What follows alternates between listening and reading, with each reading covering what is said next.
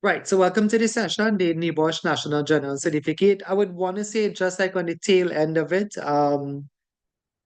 four lessons to go. Two will be done today because the two is the same thing, really. The two lessons is just same part of the textbook, then same chapter. Just it was just made over two lessons anyway. Right? 12 and 13 focuses on the same thing. So the objective of this session, we can go straight into this. To facilitate meeting towards the following themes: active and reactive monitoring, workplace inspections, right? So let's go to this first one. We have active and reactive monitoring is all part of measured performance. This is what the chart is showing you here.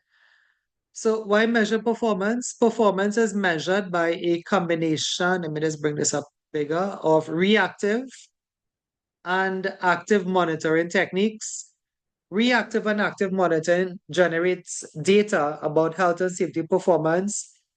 Effective performance measurement provides information on the level of performance and why the performance is as it is.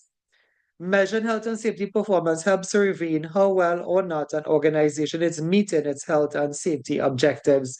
What are health and safety objectives? Something to aim for, a standard to work towards. Exercise here, maybe you can give me one or two, but we kind of had done this in chapter two. A good idea, maybe the month before the exam, is to kind of read out your book. A student in another class, not this class, actually they don't have exam. Student in another class said that she felt she was behind, and she then went on to tell me why she. This was last night when I came back. Why she was behind, and she said she's been reading the book and she's on 3.7. And I said, well, I don't think you're behind. I think you're in front of everybody because I'm not aware of anybody else reading the textbook till 3.7 anyway, right? But she felt she was behind, right? Nonetheless, a good idea is to start reviewing your slides, reviewing the videos. As you all know, they are all on YouTube for you all or on your group chat. We have not really done a Google Classroom for you all, but you all could download them from YouTube itself. I think they're on the group chat. All of them will be in the group chat. Perhaps only the one missing will be last week's one, but you can get a substitute one then on the YouTube channel. You have your textbooks, you have your notes. 3 weeks, 4 weeks to go. Well, I guess 4 weeks to go. Right now is a good time to start being familiar back with your work, right? So identify some health and safety objectives an organization might set. We did this in chapter two. Anybody remember anyone, or do you want to try to make up one? It's not really part of today's work, but it may be part of chapter two anyway.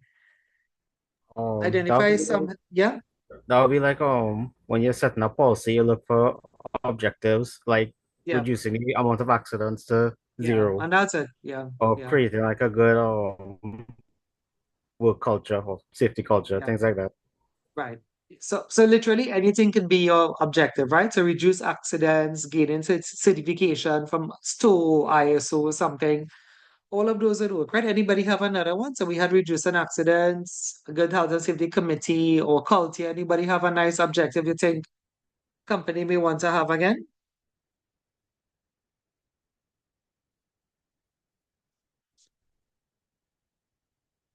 Anyone? Going once, going twice. What about something like trading? Like how would you put that into an objective if a company wanted to do additional training?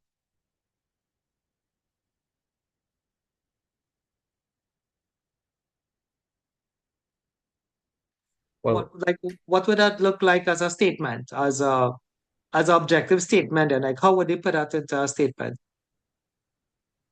uh, they could say to do like regular refresher courses on like first aid training or to have training packages on entry to the company so that the employees that come and have an idea of what the task it is they're doing. Well, a more in-depth idea of the task that they're Yeah. doing. Yeah, okay, excellent again, right? So excellent. Okay, good. So like any again, literally anything could be objective, training, defensive driving. You mentioned first aid, banksman, confined space, whatever it is, that would be your objective anyway, right? So let's get to the meat of it, right? That was just kind of like an exercise there. So I think I should explain, right? Because I mean, it may look like a lot if I look at it like this anyway. So I think I'll explain, but when I explain, you see how fast we'll finish, right? So the idea here, but actually not be here. The idea actually started way up here, which was this question: why measure performance, right? And I think the thing is, everybody does this in some way or the other, for good or for bad. Everybody, I guess, at the end of the year looks back, or for the new year, they look forward and they say, like what is, I mean, and like you mightn't use the word resolution, you mightn't use that term, you may just say, well, 2024, I wanted to get this, I wanted to start to study, I wanted, to start a new account, I wanted, save an account, I wanted to purchase, a vehicle, right? So everybody would have had that. And I think that's what they're saying, that everybody, we sort of measure performance to see where we are at. That's the last thing here, right? So like to see where we are at, right? And like where you need to be anyway then, right? So like where you are to where you need to be. And we all do it, I think, in all aspects of our lives, be it a financial goal, like a personal goal. We all kind of measure our performance. And like being here then, I mean, we are all here, right? We are all here. You all are representative of 12 students. Of course, the May class is actually 20 people, but representative of 12 students who have decided to study and have decided to put your best foot forward, right? So then at the end of the year, results will probably come out December, which is not a good month. But I mean, it's a good month for the holidays. But I mean, results will come out then. But then when the results come out, then that would be like your measure of your performance. Now, not all academics are measured like that, but NIBOSH is, right? So like at the end of it, you want to pass. You wouldn't really want at the end of it to know that you didn't pass, right? So like that passing grading would actually give you an idea of how your performance was and probably why your level of performance was like that anyway. And it could be many factors there. Sometimes it's just, a misunderstanding of a question. Sometimes it could actually be something personal, right? Of course, most of us here are from Trinidad. I think I just admitted somebody from Guyana. But there are lots of things that we face in Trinidad in terms of crime and viruses and dengue and whatever have you, right? So there's a lot of stuff that people go through that could affect a result, right? So why the performance is like that? Sometimes it's not based on ability, but it's also based on other factors around you as well, right? Nonetheless, I was saying that just so that the companies do that as well. The companies measure their performance on a monthly basis. And for those of us who know this, they refer to it. I don't know if you want to take the phrase down, but Nibosh don't really use the phrase. It's just we in Trinidad use the phrase, and Guyana, we may use the phrase key performance indicators or KPIs. I could set up one right here for you. So I think I would just, like I say, once the explanation finished, we don't need all of these slides anymore because the slide is just developing the concept that like all of these are saying what I'm telling you here, right? So KPIs stand for key performance indicators, and what companies do, they measure on a monthly basis the good ones. Now the good ones, yeah, like what happens on a monthly basis could be referred to as good or bad. I'll just draw a couple here for you. You can look at this slide and you'll see some of that. Like if you see accidents, we don't know that is bad, right? But if you see things like training, right? Inspections and stuff, but then that's good. So the companies measure what we call KPIs on a monthly basis. We'll probably start this on September, right? And the good ones, they refer to the good ones as um, active indicators, right? So the good one are called active indicators or proactive indicators, and the bad ones are called reactive indicators. So I don't know if you want to take a little note of that. Well, you look through the notes and you see what it's here, reactive, and you look through again, you see the word active, right? So whatever happens to the month, the good things are called active, right? And the not so good ones, well, the negative ones are called reactive indicators, right? So we have active or proactive, and then we have reactive indicators. So what I'm doing here for those of us who know is like a KPI sheet. it's like a spreadsheet that's set up on a monthly basis. And as a safety or probably somebody in process safety, what you do is that you record then what's happening for the month, right? So like for the good ones, just give me a minute to admit some people. Like for um, the good ones kind of go to the top. Like you sort of record the good ones to the top, right? So the good things then could be seen to be things like, if we look through here, you'll see them. Active could be things like an inspection, right? Active is seen to be good or inspection is seen to be good because like you have a chance then if you take part of like in an inspection, you have a chance then to prevent something from happening before it actually happens, right? So for that reason, inspections are seen to be good. So how much you do then, the company may have a target if it's like 30 days for the month. So they could record 30 inspections for the month of September. I think October have 31 days, so you could record 31. Of course, this is if you work on the weekends, it'd probably be less. It really probably will be about 20 anyway, right?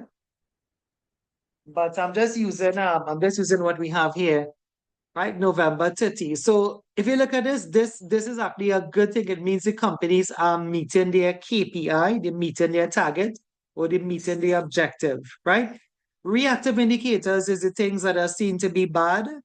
If you want to take a note of that, reactive is the things that are seen to be bad, the things that you don't want. Active is seen to be good. Reactive is seen to be bad. So things like accidents, then we put out here, accidents is the most common example, of course, reactive indicators, accidents. And then you record how much you have for the month again. Your target though, anybody can say what the target would have been? The target for the accidents would have been how much for the month? If inspection was 30 based on the number of days, because that's your expectation to get 30 inspections done. So every day you come to work, if you are a 7-day company, 7 days of the week, well, then you should get one done every day. But how much accidents you think would have been an objective to achieve? How much Zero. would have been your target for accidents? Anybody else? Zero?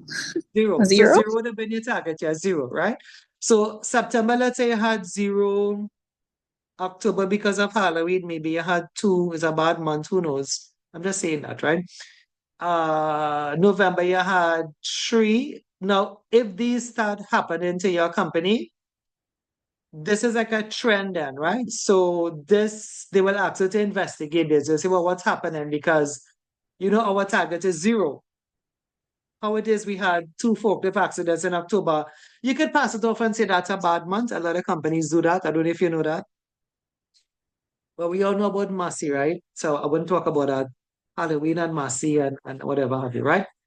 Um, you know, but yeah, every company have like a bad month. And every company have like a month they say like that month is my month for accidents. So they say. But if this starts happening, this is a cause of concern, right? This is like, so that's why they record it. If you want to know why they record it, it's not just to give yourself work to do, right? It's like to see a trend then, it's like we saw 2 year, we saw 3. So this year, this would be a cause of intervention here, right? When you hand over this sheet, the seat, you have to hand this sheet over, what is a spreadsheet, right? To their supervisor, this is a cause of concern. They will say, look, something is happening here. We're having too much accidents, right? And I'm kind of out of space, but let me just see if I could fit another one. Let's say it was tours. A tour is like a walk down, right? So a management walk down. So let's say you said you wanted to do 10 management walk down for the month. That's not a lot, right? So 10 management walk down. So we have 10, and then we had 8 here, and now we had 5. This is a cause of concern again, because you're not meeting your target if you said 10, right? So that's the purpose of this. So that's why if we go back to this slide, if I can go back, I'll show. That's why they said, if I read it, it makes some sense now. That's what I wanted to explain first now. If you go back, you see it makes some sense now. So measuring health and safety performance helps to reveal how well or not an organization is meeting its health and safety objectives. Effective performance measurement provides information on the level of performance. So when you do this, you get what is the level of performance. But you can ask yourself, why? Why is it that way? why are we meeting our targets, which is good? Why are we meeting with targets? Because everybody doing what they're supposed to be doing. But how come the number of tours dropping? How come the management tours dropping? It may be the manager's not there, maybe they're out of the country. It may be that they're just not doing it anymore, right? So you understand the purpose of the KPI sheet.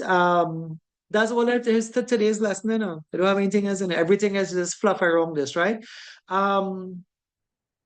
What some companies do, if you are the safety, which you would be, what some of the companies do, let me just grab my razor here. What some companies do, they ask you to present it. So like it's presented on a graph, right? So number of accidents, September, October, November, you present it on a graph, right? So September 0, say you're on target, right? We could just put this as, 1, 2, 3. This could go whatever it is, right? Go whatever, just to show how simple it is. So you can put it on a graph then, right? So September 0, October, we said, how much for October? Accidents? 2, November 3, right? So this shows a continuous, increase in accidents.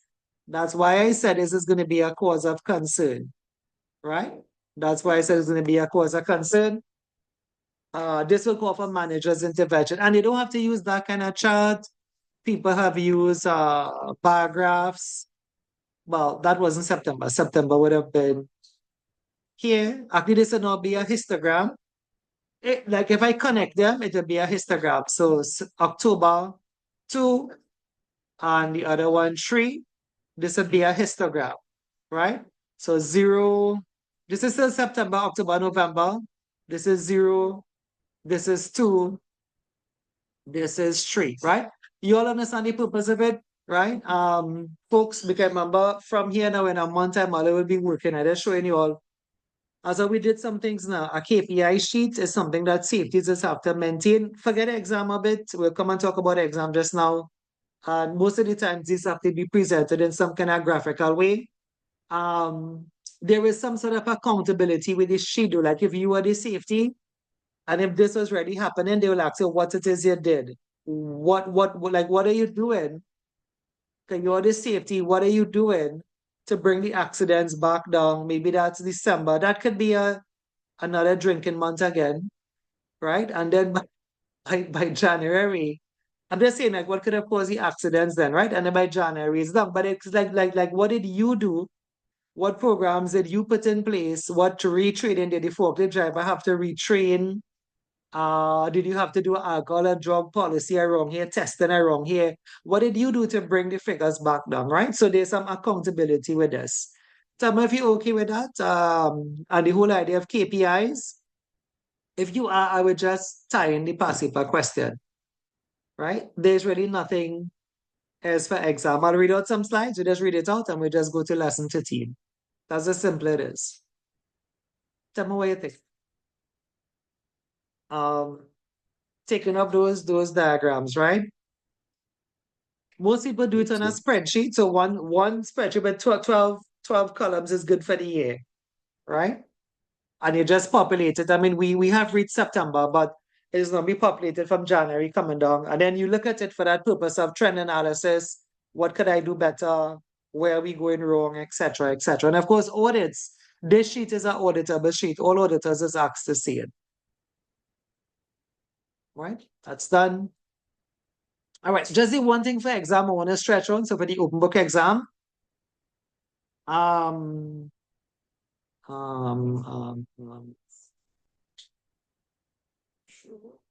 KPI is not too common. That's the next thing. So that's why I'm saying KPI is not very common.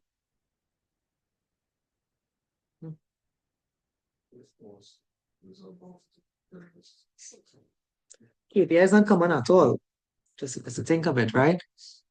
However, I mean, there have been questions on it. However, what I was stressed for exam here, just like we said, KPIs could be good or bad, active or reactive. Then there are some exams that I would say some because I can't think of the last paper that this come on, right? Or this came on. But there are some exam questions that would ask for what are the active indicators and what are the reactive indicators? It might be the same question. It'd just be like some citizens would act active and then some citizens would act reactive. It's not that common, to be honest with you. However, I guess the one thing here is that as much as I have on the slide, if you go back to the slide from before, as much as I have on the slide, they could ask more. So the thing though is that how do you know? Or where do you get the rest from? Well, the idea is this: an active indicator is always that is good. So see if you can catch this with me a bit, right?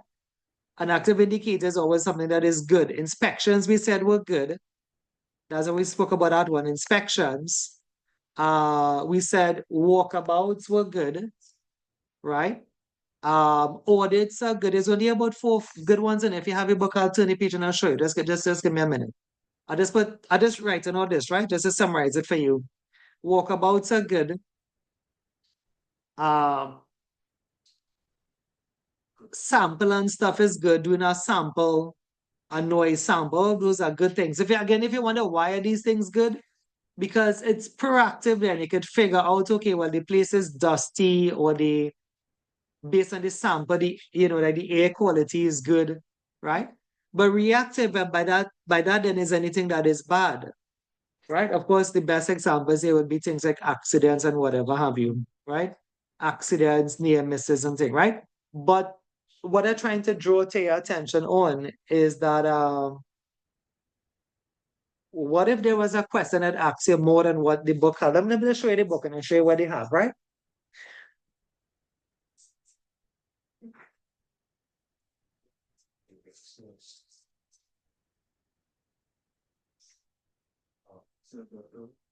So, which question? Probably by the second week. Yeah, so if you have your books, you wanna just open it a bit. I wanna show what they're talking about. So they have some here, but neighbors sometimes ask more than that. You wanna go to 4.1? It really do have much, right? As I'm trying to say. And the slide have more than the book. No, next week. Next week, yeah. It's like if you watch page 5, chapter 4, it really only have about 4. The active indicators, if you find the book, it's the same thing on the slide or not. We have safety inspection, samples, and tours, but that's only 3. What if they ask when they ask you 20? Where you getting the 20 from? The book do have 20. But the answer is on the slide. Anybody can say which part you're getting it from? Page 4 and page 5. Page 4 to 5 only have 3. They have inspections. When you turn the page, you see sample and you see tours. But when you pass it back, say for 10 active indicators. It have a bit more reactive. If you turn the book, you'll see them. Reactive indicators is page 8. Let me have some on page 9.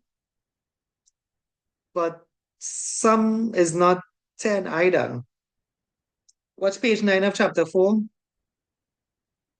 So some of the reactive indicators is accidents. We have that there too. Dangerous occurrences, near miss, cases of ill health, complaints from the workforce. So anybody could answer the question where we getting the rest from, if it was to come. And I said the answer is on the slide, but it's not really on the slide, but it's on the slide. A hint is on the slide. So where could you get more active indicators from? Well, You have to I look just forward. From this scenario. Right, but what you're any looking good for? statistic, Very good. Any good anything statistics? So that's the yeah. answer, right? So when you read now, we'll see one just now. I have one. Remember, we almost finished this, and we'll finish the next one easy too. So that's it. Is anything good? You understand, folks? I don't know if you want to take that down. You want to write what I have on the slide down? Like when you read the case study, if there's anything good, you say it mightn't fit in the book, but you had to get 10. So that would come from the accident frequency rate. Which one? Good or The bad? active indicators, the good or the bad. That would just give you one answer. Accident frequency rate is just like, I mean, if the accident frequency rate is low, well then that's good. If the accident frequency rate is high, well then that's bad. But that's only one additional answer. right?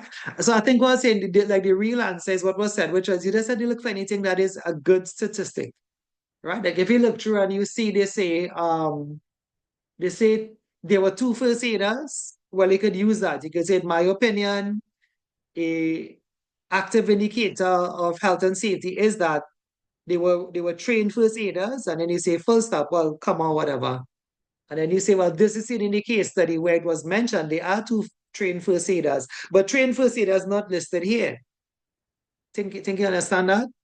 Like I think I have one. I don't know if it's the same paper. I'll open my show because I was showing one this morning. It had one where a supervisor did something good. A supervisor came back and he isolated the area and stuff. And they say what was good, right? Or what are the active indicators? So you can say, in my opinion, an active indicator is the isolation of the accident site as done by supervisor S, but that's not in the book. So there's a showing that the bigger concept is good and bad, right? And when they ask you for the bad ones, like the book have some, and look, my slide have a lot. If you go back to the slide, so that's what he was watching, all of those bullet points. That's what he was watching, right? If you watch, you'll see.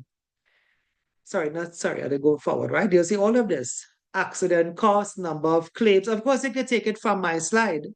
Enforcement action, complaints about standards, standard of housekeeping. If you see that in the case study, you can see, well, a reactive indicator was that they had a poor standard of housekeeping.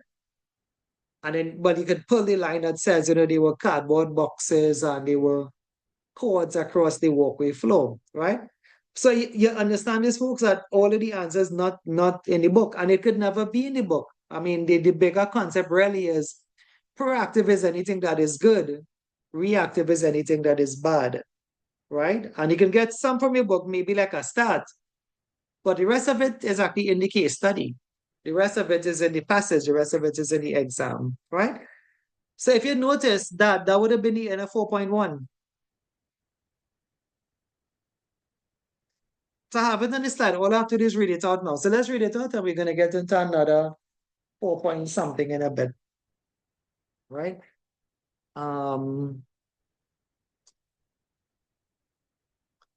Right. Nadine, active can be like, yeah, risk assessments, JSA, that's definitely positive. You could probably say that like they are done on time.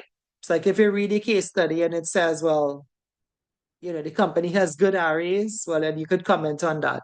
You understand? Again, folks, the answers are really not in any particular place, not on Google. It's just a concept. And you could build on the concept knowing good and bad. Well, you can't get more basic than that, right? Good and bad are the two kind of basic, features anyway. All right. So I'll take that off. Let me try to locate the marker somewhere. And I'll just read them out. Really and truly, we could start another lesson because you could all read for yourself, but I read it out for yourself, right?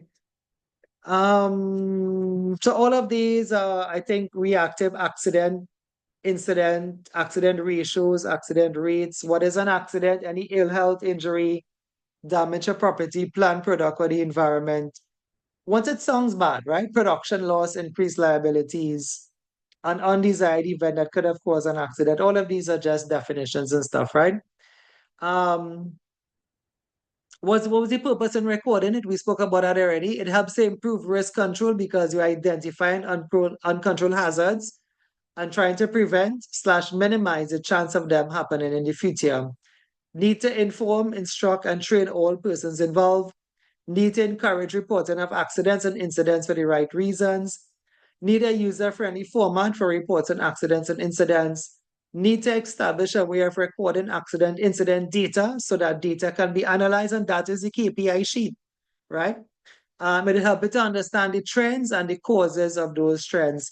Data from accident incident recording can be represented as accident ratio triangles. Well, there was a question on this, but let me read it out first, right? So the accident ratio triangle says, well, I'll read it out first. I just read it, right? So 600 near miss, 30 minor injury, 10 major injury, 1 fatality. Well, the numbers doesn't change. These numbers are constant put forward by one of those psychologists, well, long ago. The idea of the numbers though was to tell you that you normally have more near misses than minor injuries, then you have more minor injuries and major injuries, and then you have more major injuries than fatalities. Unless if you have like a uncontrolled reaction, you may end up with more fatalities than anything else, right? But the idea here with the accident ratio triangle was that if you put preventative measures in place from here, like from the near miss level then, from the fact that somebody said the gauge malfunction, or the fact that somebody said, the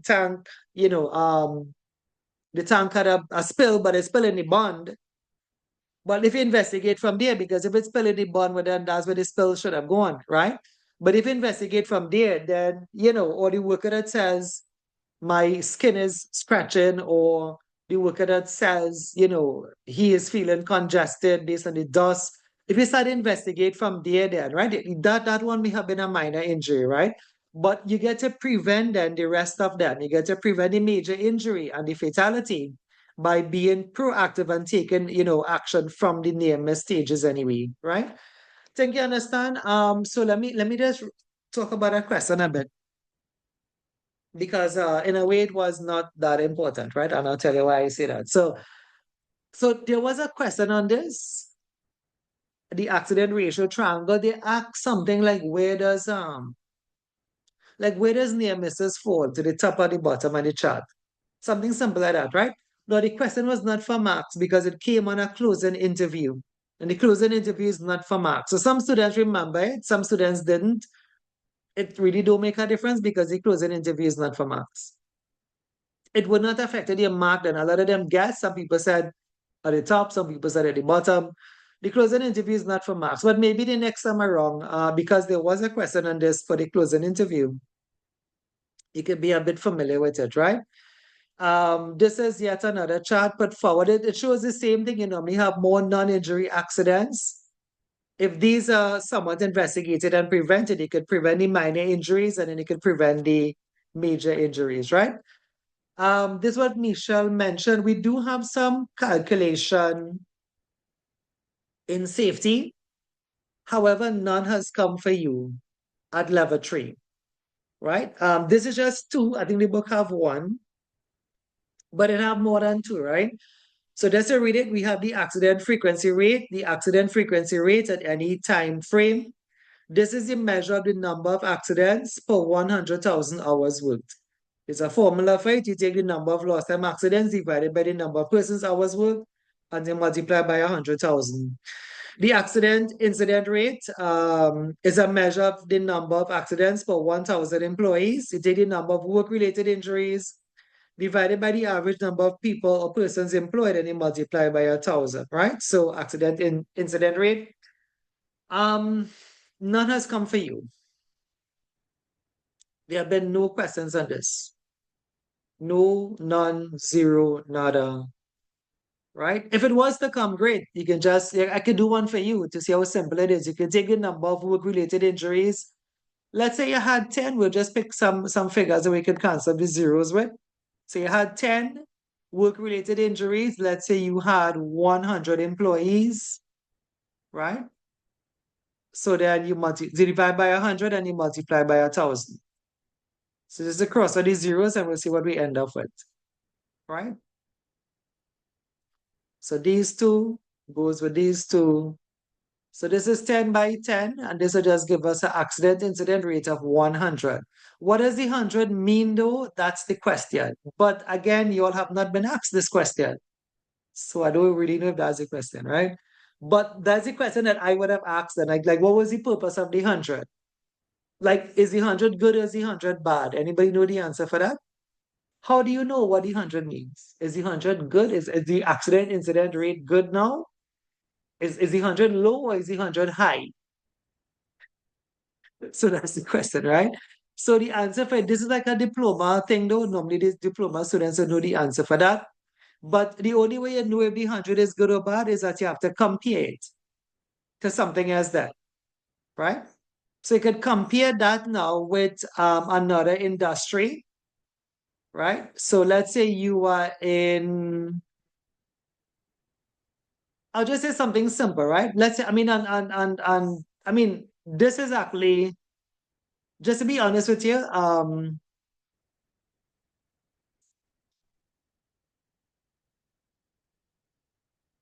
this will be kind of high because 10 accidents for the year, 10 work-related injuries. For some industries, that may be high, especially the safety industries, because that's kind of high, right? But what I'm saying, right, is that the only way you know if it's high is that you have to compare it with another company. So if you're talking about, I'll just use something common in the region. If you're talking about courts, the furniture store, right? Courts, the furniture store. Uh, you could, I mean, B&Q in England and Lowe's or whatever have you in the States, right? But Quartz is a furniture store, one of the biggest ones in the Caribbean anyway. So you could compare that now with different branches of Quartz, right? So, the one in Georgetown, there's more than one, the one in Berbice, the one in Linden, those of us in Trinidad. Well, there's a Quartz like in every town then, right? I'm not too sure for Point Fortin. I haven't been there in a long time. Is there a court in Point Fortin? I know there's one in Siparia or Siparia, as they say. Um, there's one in Penal. There is one. There's none in DB, right? There is one in San Fernando. There is one in and these towns are close by. I mean, you drive. If it wasn't traffic, less than 5 minutes, you can get from San Fernando to Marbella. There's another courts there anyway, right? So what I'm saying is that I'm just going to put 1, 2, and 3 here.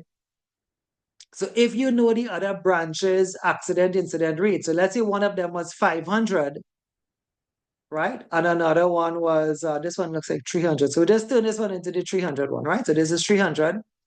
So if this is 300, another one is 500, and another one is 200. Well then, your accident injury rate is actually good. The 100, as previously taught, may have been high. But the purpose of getting this calculation is to compare.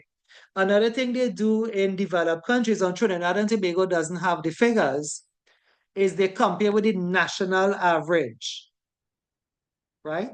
Like, I guess like the local exams we have here, like CXC exam.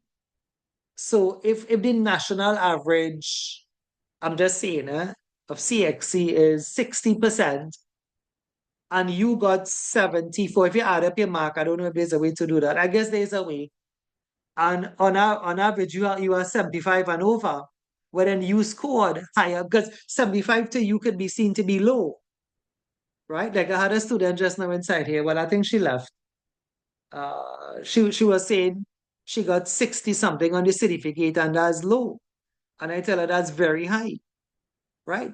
How I learned appreciation for maths was when I was in the UK, and somebody, well, when results came, well, like when results came in then, right? The persons that got 45 and over, once you pass, you were treated as royalty, come to think of it. And those who didn't pass, like I remember a senior person that trained me. He was some ways, he was the head of Irish in Wales anyway.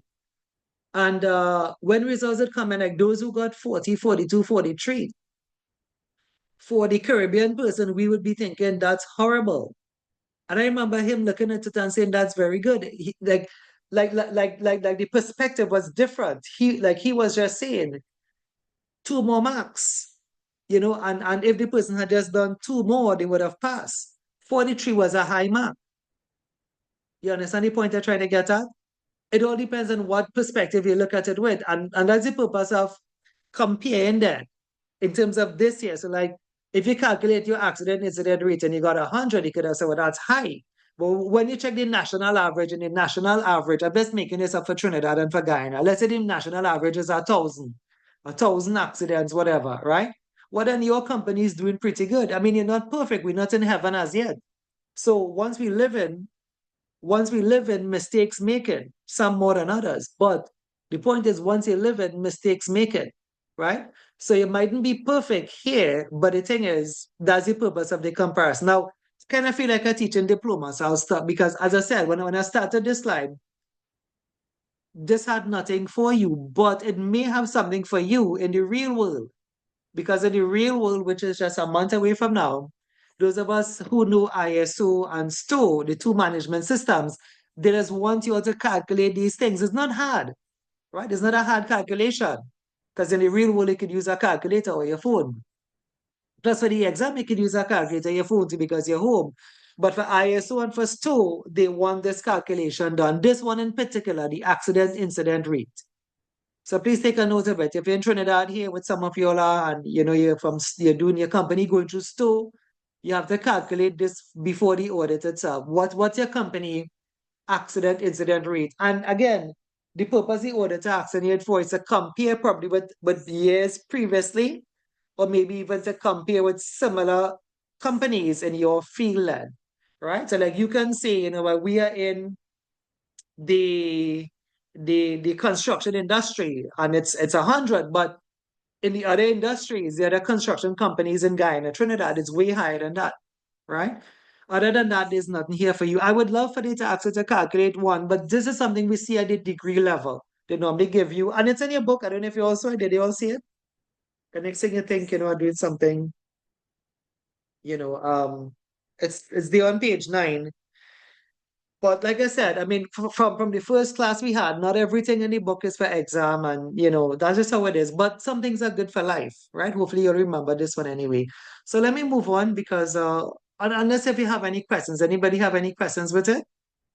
The next time you'll see that is on the degree level. I guess I could put in what they call a shameless plug here, which is as we just have 2 more classes with you all, 2 more teaching classes. If anyone, it don't have to be everybody because not everybody, has the means, right, as yet. But I really don't know what's booking for the rest of the year. I think our oil and gas may have 1 or 2 seats. My list in right here is about 20 something names, but we're gonna boil it down and simmer it down to 20 because we only allow 20 persons, right?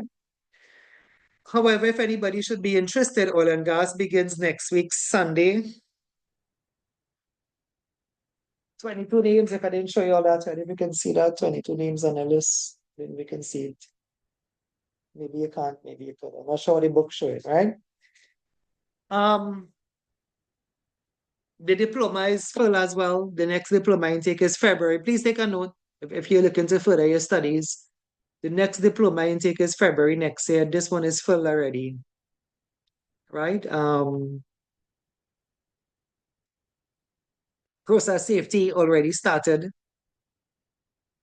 right? I really don't have plans to run any other short course, but I may run. There's a NEBOSH incident investigation course. It's short, like about 3 sessions. Maybe I'll do that, right? But other than that, the rest of my calendar is booked for the year, right? But that may be the only thing I may do because I already did an environmental for the year already, right? So the only shameless plug I'll put is maybe 2 things: diploma for next year, process safety for next year, and maybe the only thing this year is a NEBOSH incident investigation. Speaking of incident, an accident, that's the only thing I don't think I run this year. I think I did it, but I think I did it at diesel cut. I didn't do it for students, right? So that's about the only thing I may do again before the year comes to an end. All right, moving on. What are the limitations to relying on reactive monitoring data? Well, why rely on these? Well, a limitation is that, well, there are many limitations. I don't know how much of it you'll have to know too. But I could shout some for you. I don't know how much of it you have to know. Again, none of these are exam questions. Well, a limitations of relying on this data is that it may not be accurate. Think about this, right? When you put in number of work-related injuries, are they really being honest? Right? Did they include contractors? Did they include people on shutdown? Because some companies don't because you're not their employees, right? So number of person hours worked. But what if somebody had an accident, but they were just on your company, but they had clocked out already. Right? So there are some limitations with formulas then. There are some limitations where number of lost time accidents. But what if you had an accident, but it wasn't lost time? Or what if you had an accident, but it wasn't recorded as a lost time? Think you get where I'm coming from. Some companies as hide statistics. Like there's one to say at the end of the project, 0 accidents. But the people who work there, they know it have accidents, but they hide it. They hide it in the next term then. Instead of saying lost time, they may say, well, like even though you had an accident today, something, let's say not too serious, not too minor, they say come to work tomorrow. We'll put you on light duty. So you're on work. But in that case, I mean, you had an accident, but nobody knows because there was no lost time. Folks, you think you understand what I'm talking about? A lot of companies hide statistics in a lot of creative ways, right? If you are a contractor and you were injured, but you're not working for that company, they don't have to put you on the statistics because they can say, look, that was a contractor, right? That was a contractor worker from GNB, or that was a contractor worker from Chinpaya. So that's not our worker, that's not somebody from Nutrient. So what are we putting them on this thing for? Right? So that's the limitations, right? There are some other limitations, but I said this is not the diploma. There are some other limitations in the figure you multiply by, right? I don't know if you understand that. You don't have to as until you reach a diploma level. Sometimes by multiplying by a big figure, you make your figures look big there. Like, why couldn't this be 1,000 as well? Right? Why multiply by 100,000? So there are some limitations in terms of sort of like representing the figure in a bigger way than it could have been anyway. But you learn all about that. There's lots of books out there on it. I don't know if you all ever heard it. There's a statement that says there are lies. There's actually a book by that name, There Are Lies, and there are damn lies. And the damn lies is statistics, because you can lie on statistics. Have you all not seen those of us in the region here? Like you ever wonder? I mean, like, do you all see? I may have seen it in Guyana too. During the news, they do a survey, a people survey. But who really calling in? Any one of you all is calling here? Anyone? So okay, but who calling in? Who does really call into those surveys? If every class I have, I just say the same thing, right? And nobody does call in. So if you didn't call in, and I didn't call in, and I doing this for 10 years now, and nobody ever called in, where they getting the statistics from? Who calling? Are they calling themselves? Are they calling themselves and giving a vote? Who calling in? And when you see 98% of the people agree with this and 96%, who really call in? Who have time to call in on a Saturday night? Today is Saturday. Who have time for that? Anybody? I really want to know, where did us get this survey? Where does get these survey results from? By the end of the news, right? And then you see these figures who agree, but who really call in? Who does anybody ever call a news station here? Trinidad, Guyana? I've asked the question many times and no student have ever called in. So who it is calling in? Look out for it tonight again. People survey meter, whatever, right? And I want to know who it is calling in. All right, anyway, we mentioned this before, right? That was the top slide. The active is anything that is good.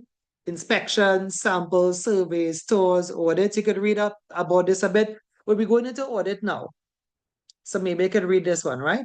A systematic approach towards identifying the strengths and weaknesses of an organization health and safety management system. Audits are normally conducted, well, sometimes once in every 3 years. You know, like most ISOs is once every 3 years. Some companies could be every year. Full investigation throughout the organization of all its documents is an internal or external audit. During those audits, you could look at the health and safety policies of the companies, procedures of the companies, safe systems of work, risk assessments, etc. Right? We'll discuss auditing in more details just now because we coming to that just now, right? So what you could do for me, could read out what is an inspection. It's simple, right? It's not as if there's a question. What is an inspection? I will tell you, but I'll ask you to read. An inspection is where you inspect one area of the workplace or one piece of equipment. So you're inspecting the washroom or you're inspecting the kitchen, right? An inspection is not holistic. You're inspecting the forklift. You're not inspecting every single vehicle. And if you are, well, then that's just do those vehicles, but you're not inspecting the building. And if you're inspecting the vehicles, you're not inspecting the building, right? What is a sample? A sample is a planned partial inspection of a specific safety aspect. So what is a sample? Well, you'd all know a sample is like you buy 100 pieces of equipment. I can't think of an equipment at the moment, right?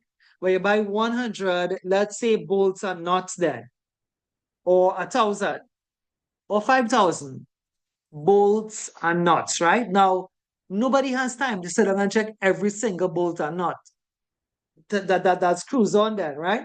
So what they will do, they may take up a handful of bolts, a handful of nuts, and they'll try to screw it on. Put that down if it all works out. Take up another one, a random sample, bolts and nuts, put that down. And if you do that about 3 times and you say, well, yeah, I mean the treads on the bolt seems good, the nut seems good. We got some Do More Enterprises, put in a plug here for them.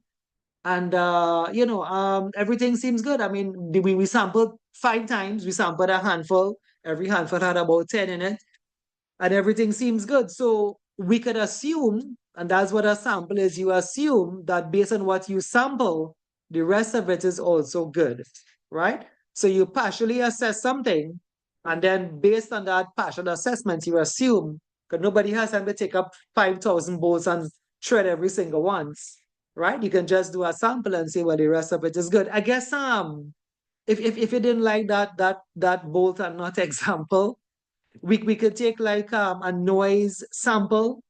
So like if you have 2 engine rooms and you sample noise in the first one, but the other engine room, speaking of engine room, the other engine room has the same equipment, same size generator, same size motor, same number of workers working. So you could assume then if the sample of noise in generator room 1 was 80 decibels, on full go, which is good. 80 is not bad. 80 is not bad, by the way, right?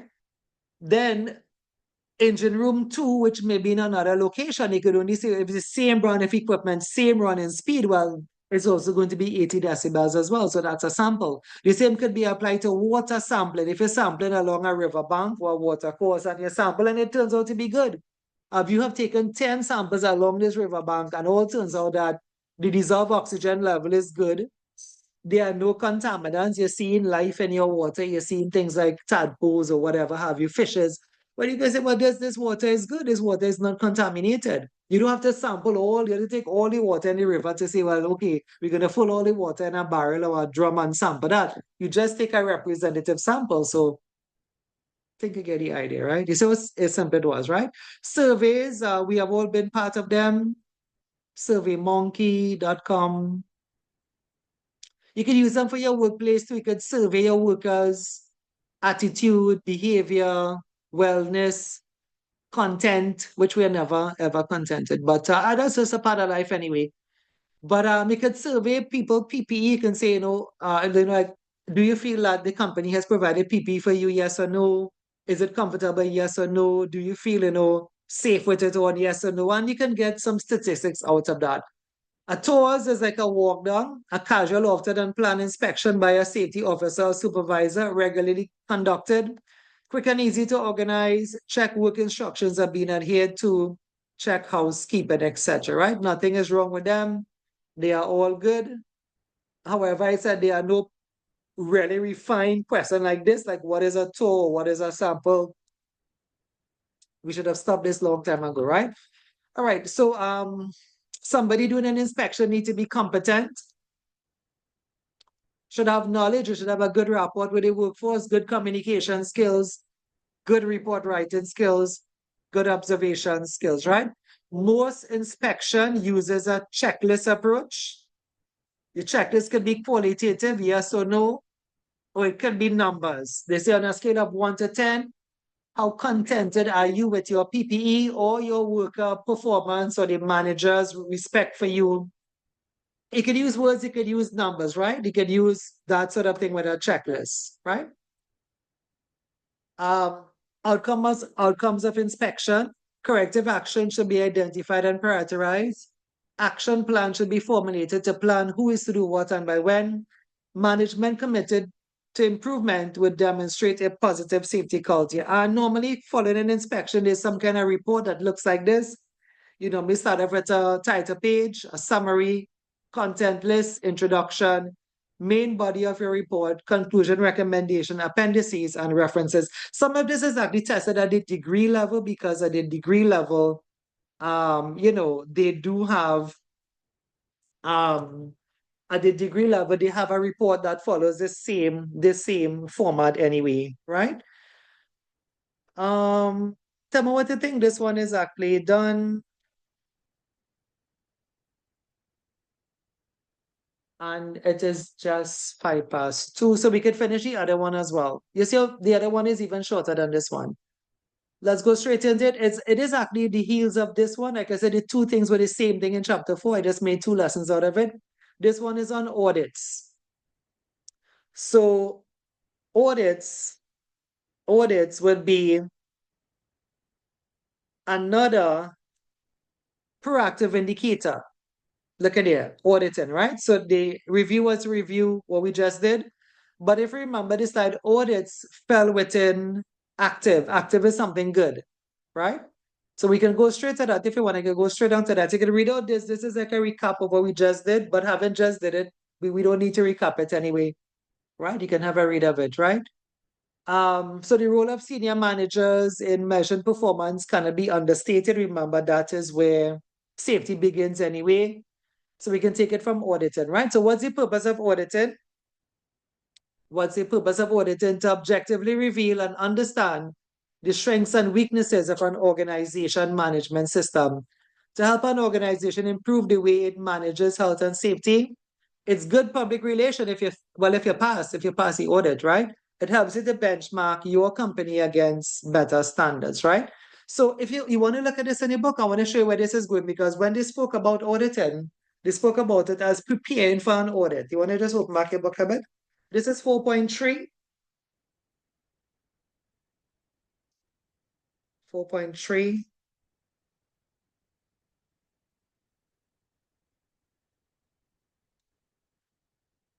You want to look at page 30, the stages of an audit.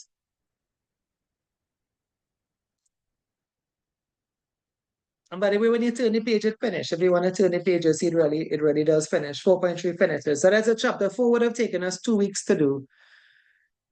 But it's just we take our time and we still have like 3 weeks again.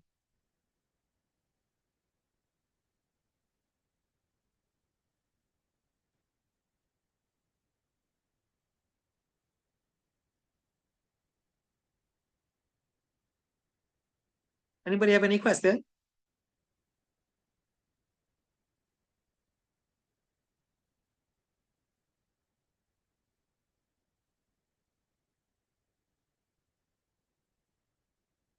No question. Any question on the project?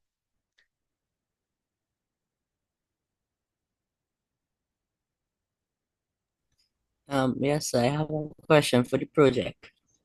You can drink some What water here. is this more or less to get feedback on the project, sir? Have you gotten a feedback already? From the last one, no. The How much last, feedback you had so far? I'm not sure. I think two. I think I saw your project more than twice already, right? So yeah, I mean, Yeah. yeah, that's all on us anyway, and we'll see what we can do for you this week anyway, right? But if you had a feedback twice already, then you don't need another feedback again. The project is that simple. Use the guidance. They say date, put the location. It can't really get any easier than that. You know, like for me having given you 2, I wouldn't go out of my way to do a third one. But we'll see how the week goes anyway, right? I would more look at people who probably handing up for the first time now right? Once you had a feedback already, that's sufficient. The fact is you don't need one, you just need the guidance. But we just kind of look at it. So remember, we're not any markers to say anything is special with it. But I think I have one. Somebody told me I have one I didn't look at because I wasn't here last week. So I would give those things preference. And when I run out of work to do, then I'll go back to those who already have X, Y, and Z feedback already. It's the same thing anyway. We are just telling you the same thing that the guidance telling you, right? All right. Anybody else? So I believe one of the slides before spoke about competent personnel. What makes a person qualified to be a safety auditor? I think a degree, to be honest. But then look, I know somebody, I see him every morning. He has a degree and he's driving a Maxi. Nothing is wrong with that. A Maxi for those in Guyana is like a huge, it's like a bigger bus, right? But that's what he has chosen.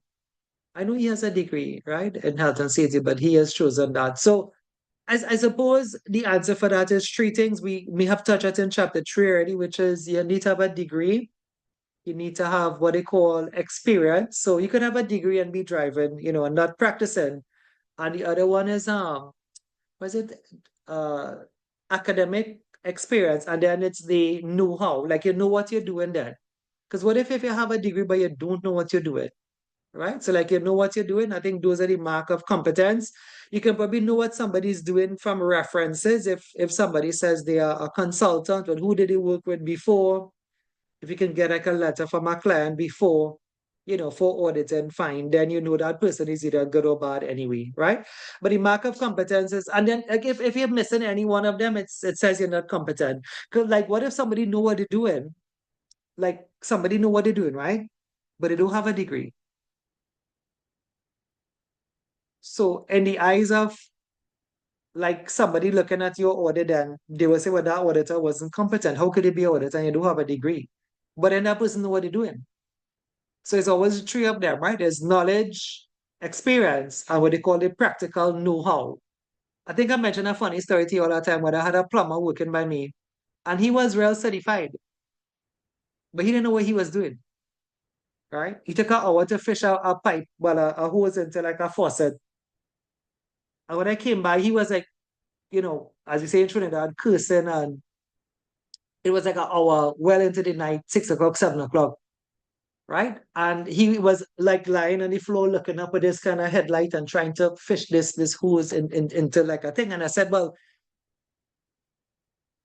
why you just didn't like, because it wasn't connected and it was like a new faucet, right? So why you just didn't just mount it out and then like connect the hose and then drip the hose through the hole and then tighten it up from behind. Like he tried to fish the hose into it, but he could have just screw on the hose and pass it into the hole. So this on top of that, then the faucet and from here, just tighten from there, right? So sometimes certificate and the know-how is something different anyway. And since then, I've been like there's the mowing, like the mowing taps, and if you all know them, the ones that kind of hot and cold. I change all for myself now. And not because I learned how to change it, but because I learned how not to change it, which was the way he was doing it. So the purpose of auditing, right? So to objectively reveal, I think we read that already. Let's go back. So yeah, if you look at your book, right? I was saying to you all, when you look at the book, they went through, see if you see page 30, right? Like how do you plan for an audit then? But this has not come for exam. But I'm doing it still, right? How do you plan for an audit? You want to take it from the book, it's the same thing I'm watching, it's the same thing there. Now the book says, you know, different audits are run in slightly different ways. What follows is a fairly typical audit approach. Pre-audit preparation. I'm reading from the book. I'll come back to my slides in a bit, right? You must plan the date and time of the audit, right? If you wonder why do you plan when you're going? Wouldn't they expect you? Yeah, they're like I mean, like they would expect you. Would they not prepare for you? They should. So is that really real? Probably not. Normally when I prepare for audits, like if I have done Castrol audits, Castrol the motor oil. Castrol, right? Castrol audits where Castrol would have come and audit. Massey is a distributor for Castrol now, right? And the days coming up to the audit, the place is a mess. But if you know the day the audits are coming, what we do is power wash, pack away all the barrels, shrink wrap all of the barrels on the pallets, for those who know what I'm talking about. Work the workers whole night to pack back, all the shelves and bag and tag everything. Contamination control, they call it. Power wash down the drain, paint over the lines. You think the auditors don't know that this is fresh paint? Put over signs. And for the casual audit, the lady came, couldn't find nothing wrong. All the time, a whole set of things in the walkway. All the times, cabinets, literally cabinets was in the walkway. But for the audit day, I get a problem of moving a cabinet. A man, another supervisor, didn't want to move his cabinet from off the walkway. A filing cabinet I'm talking about. Right? But they said nobody could deal with he. They say he never moved the cabinet for anybody, but I had my casual audit. Right? So what I did, I said to him, I will move the cabinet. And when the audit finished, I'll put it back for you in the walkway. And he was okay with that. When it finished, I put back the man cabinet in the walkway. That's where he wanted, right? But what I'm saying is that, audits are kind of representative, and you think they don't know the place power wash and the place paint, right? You think they don't know that, but that's just that's just the nature of it, right? So what do you think about that? Is an audit really reality? In a way it is. In a way it's a snapshot. But if you plan pretty well, you'll have a good audit. If you plan poorly, you'll fail your audit. That's just the way it is. But you do plan the dates and the time, right? Some auditors would actually tell you what they come in to do and who they want to see. So I've seen some companies that rehearse those persons. They rehearse them as to what to say. You learn the safety policy. You learn where it is. Everybody says it's outside to the front receptionist. Before that, no one knew where it was or what it was. But, you can plan for it, right? Plan what procedures, processes, and documents should be observed. Plan what evidence you want to see to help judge compliance. Let's move on. As I said, there are no pacifiers on this, right? So you need a methodology to collect data, to analyze the data, and to represent the data. And knowledge can be gained from the data. Those methodologies can be qualitative. You could use words. Most companies use numbers. Auditors need to be competent to make the right judgment. For in-house auditing, the auditor should audit an area that they are not directly involved with to achieve objectivity. You need a system that relays non-conformances to those that will be tasked to improve. Part of the notification should involve suggesting a remedy.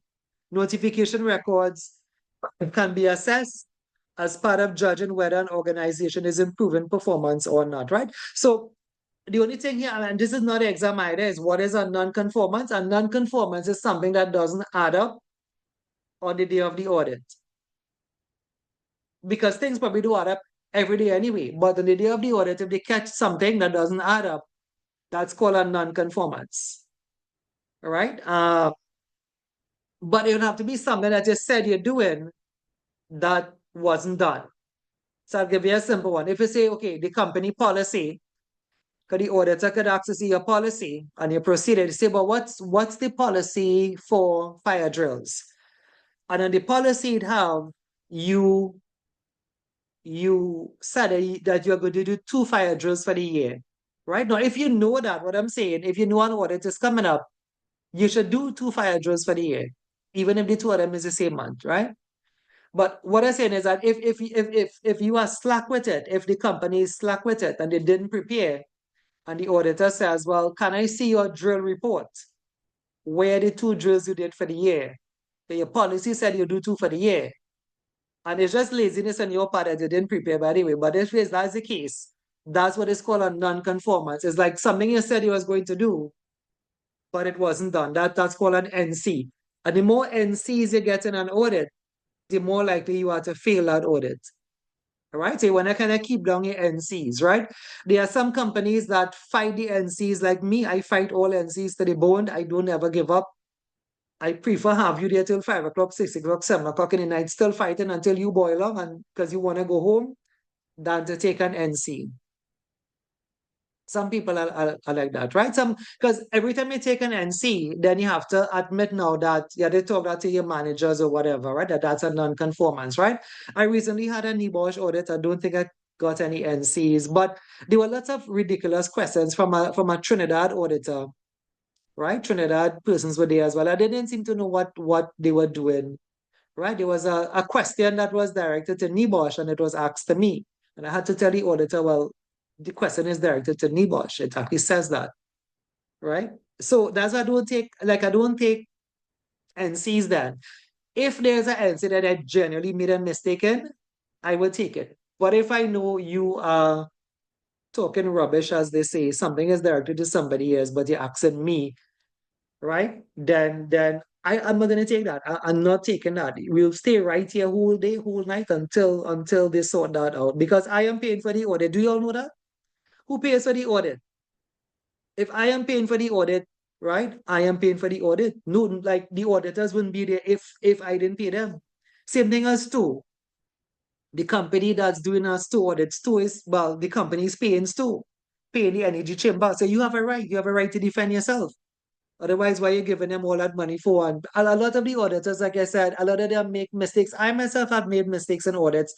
Sometimes you don't understand something, but it's a good thing to ask, right? And it's a good thing to say, well, like at the end of it, if you look at the book, you'll see at the end of the audit, page 31, you kind of have a time to explain to the company, look, I didn't quite understand, but I'm giving you all this NC. Now, at that time, they will start to fight you if they have a defense, right?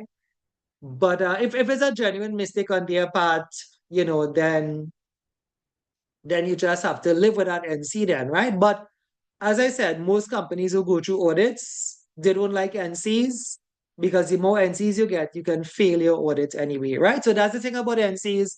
Imagine none of this is your course, but look at in your book. All of these are highly examinable at the diploma level, but there have been no questions here. So I think we should move on.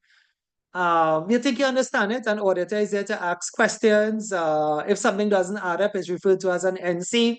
The more NCs you get, the more chances are that you're going to fail your audit, which you paid money for, which is why people fight, because none of these things are cheap. All of these audits in Trinidad and, ISO and stuff, I guess you could check it up in Guyanese, it's like 20,000 TT plus. Right? So you have a right to fight for yourself, right? If you are doing an audit, you need good listening skills. Always question how the system is performing rather than the person during the audit interview. Ask for the interviewee's opinions. Have a good rapport with them. Conclude on a positive note, right? Not everybody have that skill, especially Trinidadians, right? No, I'm being honest. Have we ever had a British auditor? The person is very friendly. Some of the phrases they use is excellent, brilliant. These are some I'm telling you all, brilliant, excellent, very good. Brilliant, of course, is one of their big slams in England, right? But not Trinidadians. Recently, I had one. I was just telling the coordinator next to me here. Like I did a company, and they got 2 years for certification for the local safety management system here. But the auditor was very uncultured and unprofessional. Like when you ask the person a question, they will say, "Do ask me nothing." In the Trinidad slang, do, which means don't, ask me nothing. How could you be an auditor and you ask a question and the person said, "Do ask me nothing," right?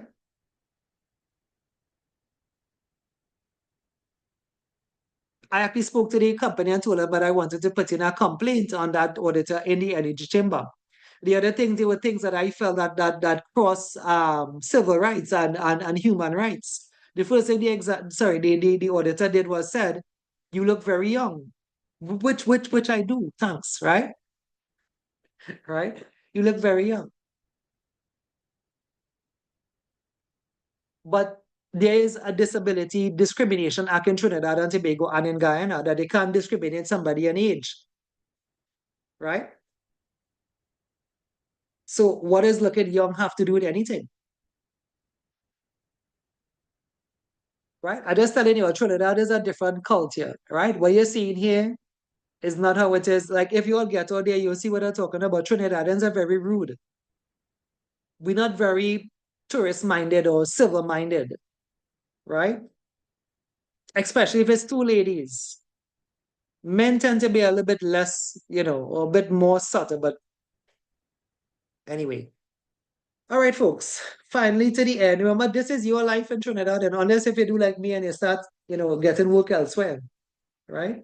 You'll be shocked to see how pleasant you are treated somewhere else, especially with a NEBOSH qualification. Right, so the last page of 4.3, page 32, was the one thing that came for exam.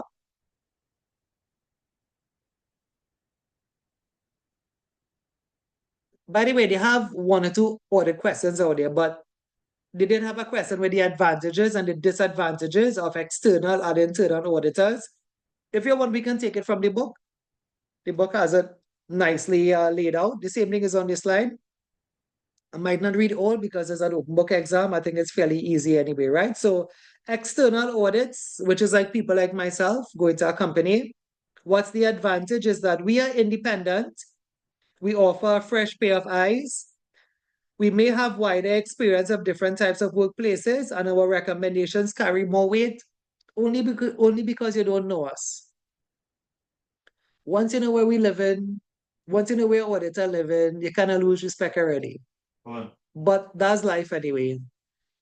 Anyway, right? Disadvantages of external auditors, they can be more expensive, more time consuming. As I mentioned before, I myself had made that mistake. You may not understand everything about a company in the 5 days that you're there. That's just the nature of it, right? You may intimidate workers so you can get incomplete evidence. That happened to me already too. And so that's why most of the times I try not to go anyway with that jacket. If you all see how I dress, right? Because once a worker sees a jacket, it creates that sense of like a barrier in between the auditor and the worker. So if I'm asking a question, you may just get simple answers, right? But if you sort of just go with a shirt, so some people like jackets in the Caribbean, I know this is not probably a thing like around the world, because in England, everybody wears a jacket. But jacket and tie in the Caribbean means, it kind of means a kind of prestige then, right? And so that person may be treated with more respect, right? Like I could walk in somewhere with a jacket and everybody looks around. And then I walk in again and then nobody look around. The jacket, the power of the jacket. Try it and you'll see. Try it and you'll see, right? But that's only down here. That's not England, because everybody does wear the same thing there, right? So the whole thing about intimidation, right? If you are part of an audit, just dress formal. You don't have to dress all of that way, right? Internal audits are done by your members of staff. They are less expensive. Auditors already know the business, so they know what can be realistically achieved. It improves ownership of issues found, and it builds competence internally, right? That's if you're doing your own audit. Some companies like that because they don't have to spend a lot of money to get people from the outside. But the disadvantage is that auditors may not notice certain issues because it's their company. You're accustomed seeing the cord on the ground all the time, the water leaking on the step all the time. Nobody says nothing for the last 20 years. The metal grating, everybody walking on that. Nobody notices that you should not be walking on that.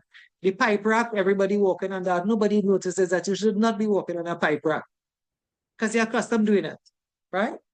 Auditors may not have good knowledge of industrial legal standards. Why? Because these are internal auditors. Who is an internal auditor? The answer is you. You.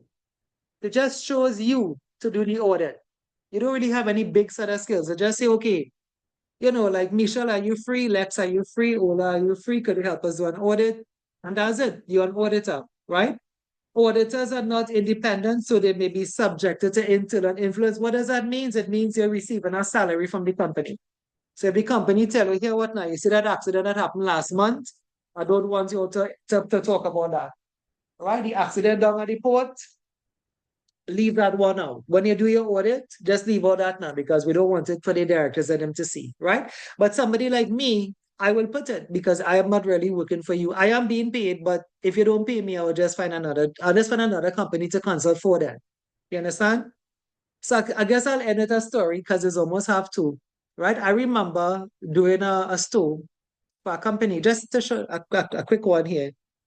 And the person was actually a student of mine, but the safety was a student of mine then, but she had just enrolled. Now I know her, and I'll tell you why I know her in a bit, right?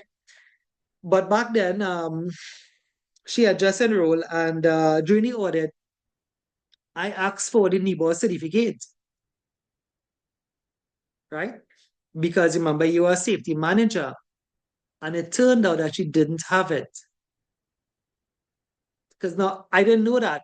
And if I had known that, I probably, but that's a question on the audit to see. Remember, you're supposed to check qualification. Derek, we kind of spoke about that there. So I didn't know that. Anyway, the end of the story is that she ended up getting fired. Right? But it wasn't something on spite then, right? It was just, and as I said, like independent people are independent. I would not have known that. I would not have known that she was a safety manager without a NEBOR certificate. She got fired, and the story is good to the end because she enrolled in the NEBOR diploma, and today she has passed 2 out of the 3 units, right? So she's doing well, but like maybe she should have said that to me, but she didn't, and I was doing the audit, and that was my student, but I think I didn't know she didn't have it. I thought she had it, right? But she didn't have it. All right, so we are finished there for today. The only thing we did not get to do again is like a past paper question. I think next week we can probably kind of go back into that. I'm looking at the time. Let's see. You all should remember the golden rule, of course, that every answer must be tied into your case study. I have one here, and if you want to take a look at it quickly, we have 5 minutes again. Right? So your exam paper looks just like this. If you can look at one at surface value, there's a scenario. You can see the paper in the background here? Yeah? Yes, sir. Okay, Yes. good. Thanks very much. Okay. So just 1 page. This is 2 pages, and you have some questions to do. Right?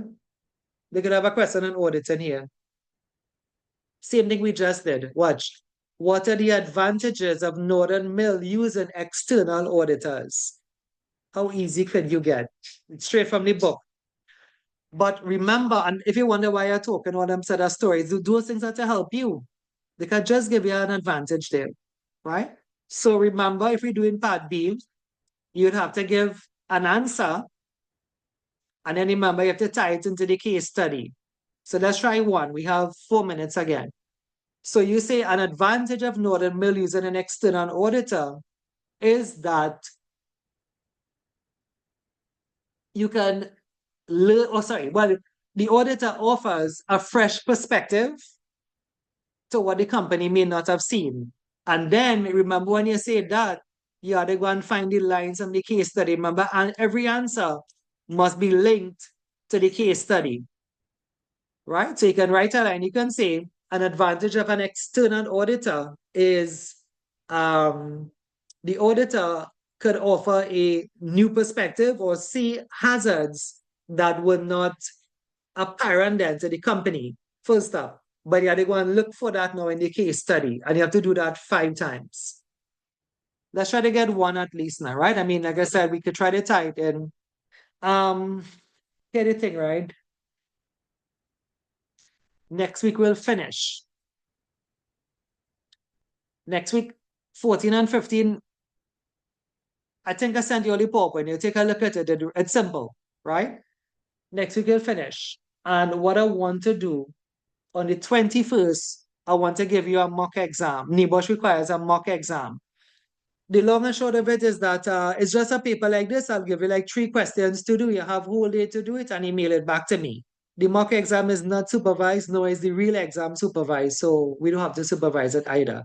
right? Just take a note of that. On the 21st of September, there'll be a mock exam. In fact, you don't have to sign on for the live on that day. I will just email it to you. If you want, we can sign in for the live and I will email it to you, and then I'll end the live. I'll just say good afternoon. We can probably say good afternoon and take the roll on the 21st. And I would email you the exam at 1 p.m. And well, not really one. If I could give it a whole day, you know, just be honest. But you know, like the real exam is a whole day. So I could give you the exam 8 o'clock in the morning, can email it to you. If you want to log on to the live, it's up to you to give any feedback, whatever. But you'll have the whole day to do 3 questions. I don't give more than that because the mock exam is not really an exam. It's just a requirement from NEBOSH. It does not contribute to your mark. It does not do anything for you other than sort of prepares you for the final exam. Anyway, let's try to get one of those there. So what we're looking for, I forget what we're looking for. We're looking for, okay, something about the auditor, like a fresh perspective, right? Let's see. So I'm going to try to fish for the thing with the auditor. Let's see what happens here. Okay, look, I'm seeing here. The owner hired an external health and safety consultant, but is that the auditor? Oh, sorry. Yes, the carry out an audit of health and safety at the factory. Following the audit, the owner has worked hard to apply these recommended improvements. I could use that right here. Because it seemed to be like there was improvements, right? Some actions carried out were revising the health and safety policy, updating the risk assessments of tasks completed in the factory, implemented a planned preventative maintenance program for all machinery. The owner also spent time with factory workers to determine their level of health and safety. I'm more looking for things on the auditor though, right? Yes. But if I already had some improvements, I guess we could start with that, unless there's something else somewhere down here. Let me see. You see, these case studies are so vague. Eh? Look at it, finished already. Question?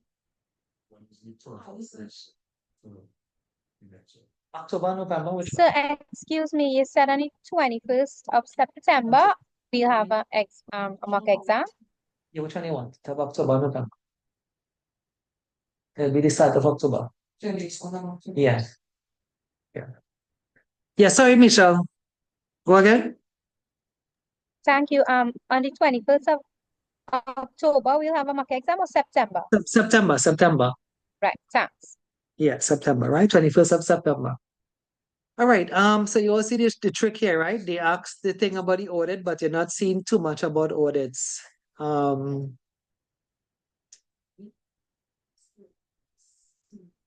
the sad part about this thing. It's like a fisherman looking for fish, or a gold miner looking for gold. Well, I guess I'm seeing the improvements because they said recommendations. So there was some with regards to the health and safety policy. So I guess I could break that up. I can say like an advantage of the external auditor was that improvements were made with respect to companies' documents. That's the first step at the end of the line. And then I come in and I'll say, this is seen where it was mentioned in the case study. The owner has worked hard to revise the HSE policy. Folks, you understand what's happening? And apparently, like, you had to break these things up because where is it getting the 5 from? Because they're not saying anything else about the auditor. Yeah. Except in something higher up. That's the catch with these things, huh? You'll ever feel like if they set you up, they ever feel like Nebo set you up? I just feel that sometimes, man. Like, where have things about the auditor again? That's a serious issue, you know, if that's the case, because academics shouldn't be a setup. The answer should be right here. But I guess that's the only way I can see it is like, I guess you'll have to say in another line, like another advantage of it. But to me, that's the same point to see because it's still documents. I guess we could go plan preventative maintenance program. That may be different. We can say an advantage of an external auditor is that, you know, they may have used an industry standard to assess when to maintain machines. So I kind of using this line here. And then I said, this is seen where in the case study it was mentioned, there would have been recommendation for planned preventative maintenance programs, right?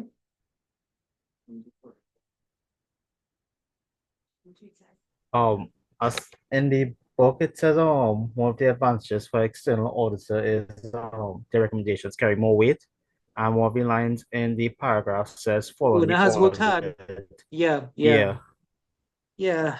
You gotta look for it. I mean, that's the thing. I mean, my time is limited, is over. So that's why I'm not looking at it in that sense now. But but you see what I'm saying, right? The whole case study, and then there's just one paragraph. So if you ever heard me talk about the technique of fishing, it's not a bad technique because all up here doesn't have anything on the auditor. So you find where the auditor thing is, which is this paragraph here, and you kind of pull it from there, right? But it is a bit imaginative, right? It's a bit, like I said, when I say imaginative, like you kind of have to really create these things out of thin air because you had to get the 5. And the thing is, you had to tie in the 5. So you can get the 5 easy. Watch it, you had to get the 5, but yeah.